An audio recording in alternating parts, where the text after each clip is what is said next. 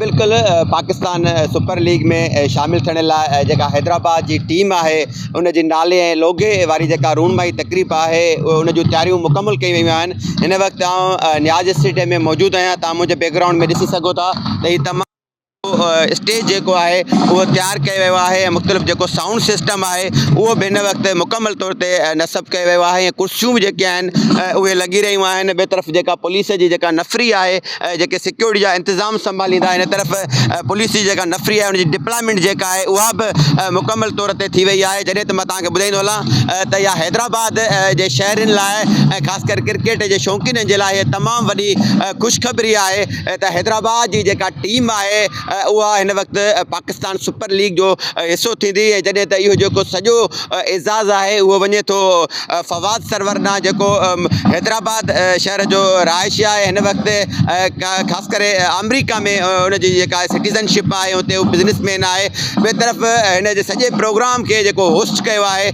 उहो मेयर हैदराबाद काशिफ़ छोरो तरफ़ां कयो वियो आहे। जॾहिं त मां तव्हांखे ॿुधाईंदो हलां त न्याज़ स्टेडियम जी जेकॾहिं तारीख़ वरिजाइजे त न्याज़ स्टेडियम उहो स्टेडियम आहे जंहिंमें पाकिस्तान जी टीम कॾहिं बि शिकस्त न खाधी आहे। जॾहिं त न्याज़ स्टेडियम खे फ़ाल करण लाइ मेयर हैदराबाद तरफ़ां ऐलान कयो वियो हो, जेका पोइ हिन न्याज़ स्टेडियम खे हिन वक़्तु फ़ाल कयो वियो आहे। अॼु वॾो इवेंट थी रहियो आहे जंहिंमें मुकमल तौर ते जेके इंतिज़ाम आहिनि उहे मुकमल कया विया आहिनि। सिक्योरिटी जा जेके इंतिज़ाम आहिनि उहे बि इंतिहाई सख़्तु कया विया आहिनि। मां तव्हांखे ॿुधाईंदो हलां न्याज़ स्टेडियम जे एंट्रेंस वारा जेके ॿ गेट आहिनि ॿिन्ही गेटनि ते पुलिस जी इज़ाफ़ी नफ़री जेका आहे उहा तलब कई वई आहे। हिन वक़्तु बम डिस्पोज़ल स्क्वाड तरफ़ां मुकमल तौर ते ग्राउंड खे सर्च करे ऐं क्लियर करार ॾिनो वियो आहे। जॾहिं त 6 बजे हिन इवेंट जो आगाज़ थींदो ऐं हैदराबाद जा जेके शहरी आहिनि उहे हिते पहुचंदा ऐं जॾहिं त हैदराबाद जी जेका टीम आहे उहा सुपर लीग में शामिलु थिए थी त हैदराबाद जा जेके शहरी आहिनि उहे तमामु ख़ुशि आहिनि ऐं उन्हनि जूं जेके दुआऊं आहिनि उहे हैदराबाद जी टीम सां गॾु आहिनि त हैदराबाद जी टीम जीअं हैदराबाद असांजे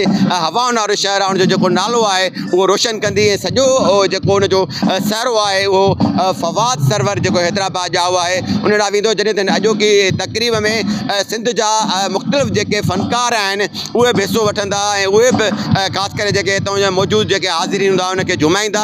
हिन वक़्तु इंतिज़ाम मुकमल कया विया आहिनि ऐं सिक्योरिटी जेका आहे उहा पिणु इंतिहाई सख़्तु कई वई आहे। जॾहिं त अॼोको जेको इवेंट आहे हिन में फवाद सरवर जेको हैदराबाद जी टीम जो मालिक आहे उनखां अलावा वज़ीर आला सिंध बि मुतवक़ आहे हिन तक़रीब में शरीक थी सघे थो। उनखां अलावा हैदराबाद मेयर ऐं कमिश्नर हैदराबाद समेत मुख़्तलिफ़ जेके DIG हैदराबाद ऐं मुख़्तलिफ़ जेके ऑफिस बैरियर आहिनि उहे वॾे तइदाद में शिरकत कंदा। हैदराबाद शहरी बि पुरजोश आहिनि हैदराबाद जी जेका टीम आहे उनजे नाले जो इंतज़ारु करे रहिया आहिनि, उनजे लोगे जो इंतज़ारु करे रहिया आहिनि त जीअं हू हैदराबाद जो नालो रोशन करे सघनि हिन टीम जे ज़रिए। जी